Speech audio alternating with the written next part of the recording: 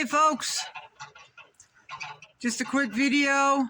I just got done splitting that western red cedar, and I actually videotaped myself a little bit off and on, cutting it to length and then splitting it. I know some of you want to see more hands-on stuff. Well, there you have it.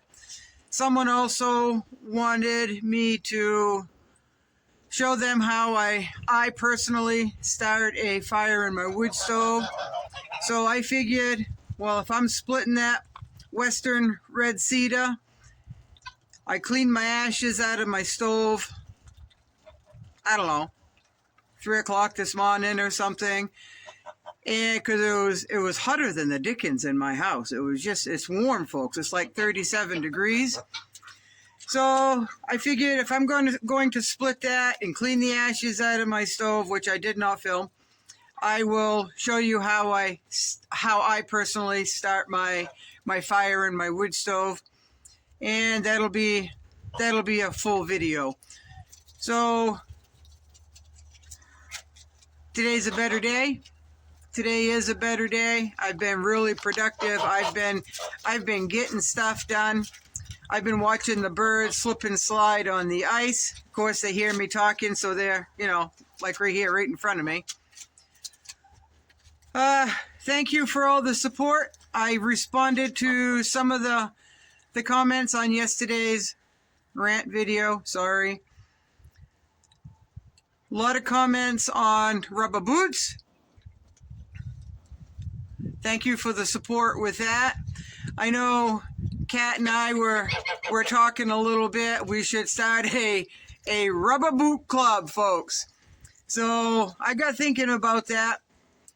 If y'all wear rubber boots, you want to take a picture of your boots or you in your rubber boots, and you want to send it to my email with your permission.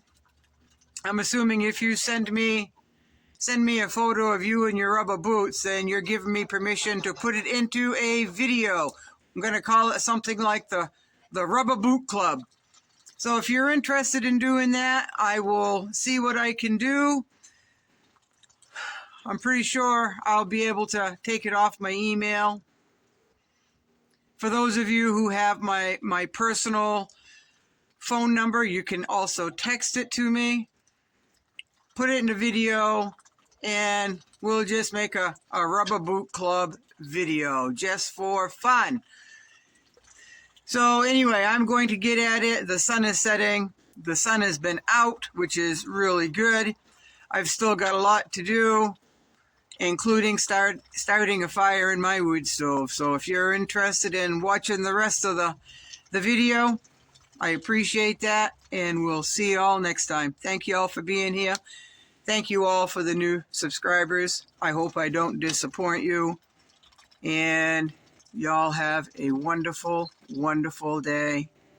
Steadfast, folks. Steadfast.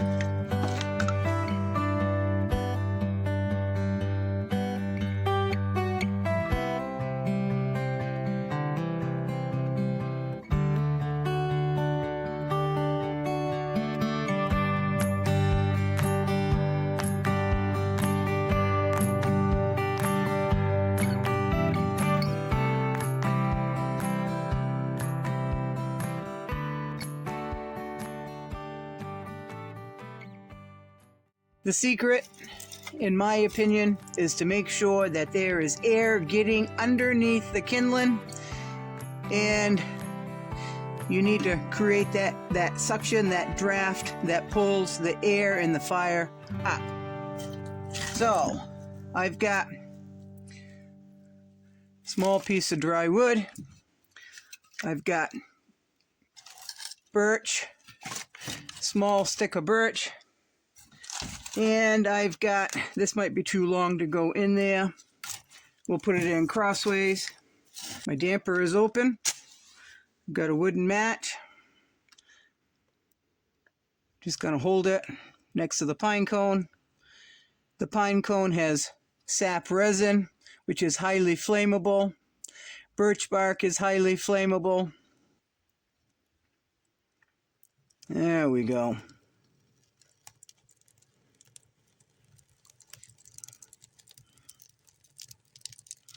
The air is getting under there. The pitch is catching on fire, burning hot. I've got the kindling in there, which really isn't the driest, but it's that new kindling that I've got. It got a little damp out in the woodshed because of the wind, but there it is. It's going to take off. Now I'm going to close this door a little bit, so I'm going to shut you off because I've got smoke coming in my house. And also what I do is the damper is open, and I keep my door open about 1 inch to allow draft and ventilation and not allow the smoke to come out. But as you can see, it's smoking, it's burning in there.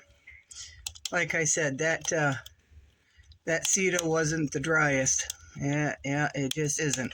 But it'll catch fire, and once that gets a hold, not so much smoke, I'll just start putting my 1 or 2 sticks of good wood in there. So here I am. It's been about 3 minutes, and I can see all that rain that we got, the moisture just got in the wood, even though it was in the woodshed. But it's catching a hold, and she's burning pretty good. Now after that birch bark, this is what I like to do. Keep the stove wide open if it's not getting away from you, and continue keeping the door open just about 1 inch until that birch bark on that piece of stick right there has completely burned off, because there's a lot of creosote in birch bark. So I want it to burn hot to burn that bark off, and then I will add some good wood in there on top of that. So it's been a while. As you can see, I've got a nice bed of coals. I've got a larger chunk in there and a smaller chunk. It's nice and toasty warm in here, and that's how I do it, folks.